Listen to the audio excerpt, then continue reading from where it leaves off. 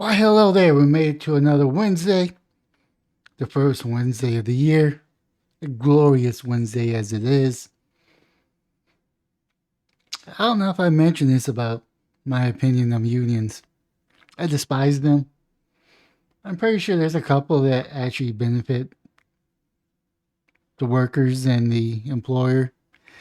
But most of the time, I hear unions in a negative light, whether it's closing down the business because the business cannot even make ends meet, or they close down the school district. In this case, the Chicago Union Teachers Union cancels school. That's right, from 5 Chicago, an NBC affiliate. CTU votes in favor of return to remote learning. CPS canceled Wednesday's classes. The rank and file members of the Chicago Teachers Union have voted to temporarily transition to remote learning, a move that has prompted Chicago public school officials to cancel classes for Wednesday. While CTU instructed its members to work remotely, Wednesday the CPS said it will not accept the switch back to remote learning and instead canceled all classes, sporting events, and extracurricular activities scheduled for Wednesday. Food service will still be available at school between 9 a.m. and 12 p.m., and the COOP testing and vaccine events will continue as scheduled, according to the CPS press release. While the union argues that the switch to remote learning would be a temporary and would be undertaken to help keep students and staff safe amid the surge of the Omicron cases, officials have said that the move is an illegal work stoppage and said that they do not intend to switch the entire district to remote learning. So this is where you have a government entity saying this is the way things are going to be. And then you have a union, since Illinois is a union state and not a right to work state, which means that the unions control a government entity. I disagree with that a lot.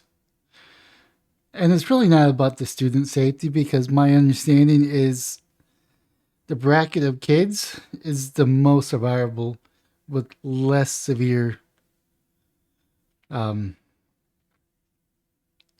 forgot what I was going to say.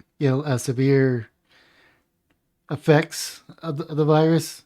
It's my understanding. Tonight, as educator, parents, neighbors, and community members have to make the tough decision to support a resolution to return to remote learning in the city's public schools. CTU says in the statement, this decision was made with a heavy heart and a singular focus on student and community safety. Now you got a bunch of teachers that don't want to be around nasty kids, is my opinion. The union said it wants its members to be in the classrooms, but blamed Chicago Mayor Lori Lightfoot. Really? You're going to go to Beetlejuice? Mayor Beetlejuice? And CPS leadership for putting the safety and vibrancy of our students and their educators in jeopardy. In the tweet, the union said it will call for our teachers to return to the classroom under the following conditions. The current surge of COVID cases substantially subsides, or cases go down dramatically. The mayor's team at CPS signed an agreement establishing a condition for a return that are voted on and approved by the CTU House delegates, or the terrorists. Mayor linked the stalemate in negotiation over the safety agreements to the film Groundhog Day. Feels like Groundhog Day. That we're here again at this hour after everything we've gone through for the last 2 years with the CTU leadership, she said. I don't know how easy it would be, but you can make a law. Well, maybe not the law, but the state can make a law pretty much removing the teeth of any union and allow you to fire any teachers that don't show up to work because they are government employees, not union employees. They're government employees. The government is paying for their labor directly, and the union is taking a fee. The mayor in late Tuesday's press conference said that the CPS CEO Pedro Martinez asked the CTU president Jesse Sharkey to delay the vote so CPS officials could present new frameworks for a safety plan, and Lightfoot said that the request was rejected. No, I'm not normally going to be on the Lightfoot side here. This is one of those rare occasions that I'm actually sticking up for her. She needs to be the mayor. She needs to be in charge. The CPS officials need to be in charge. The unions could go pound sand. Prior to the vote, Lightfoot criticized the move as an illegal work stoppage and said that she wants to focus on working together to reach safety agreement. The worst thing that we could do is shut down the entire system down. We need to be focused on is working together, she said. I'd love to see the CTU do what I'd love to see CTU do is not force an illegal work stoppage. What I'd love to see them do is work hand in glove with us to get the kids and their families vaccinated.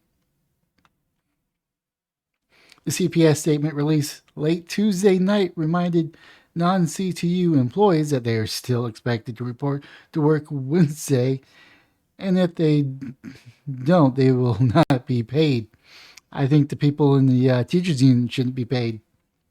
Just my opinion. Lightfoot and Martinez both said that the teachers who do not report to the school building on Wednesday will be put on a no-pay status until they return.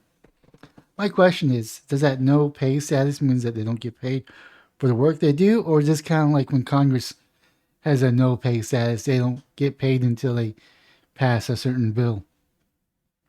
Teachers' unions have cited the rising numbers of COVID cases among both students and teachers as part of the reason they're seeking a temporary switch to remote learning, while also criticizing the CPS for not providing adequate testing and improved masking along with other mitigation in the wake of the Omicron surge.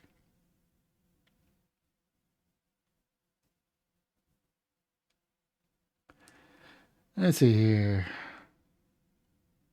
The CTU leaders have argued that the current surge is making teachers and students more vulnerable and that the district has already botched safety protocols, including holiday testing program and data collection. I am so pissed off that we have to continuously fight for basic necessities, Stacey Davis Gate, the union vice president, said. No, maybe being a little bit more reasonable. The CTU has argued that the switch to remote learning would only need to be enforced until Omicron cases begin to decline, something that the public health officials in Chicago said that could happen as soon as late January. So you're telling me that we gotta rob these kids' childhood? I'm not going to continue with this story.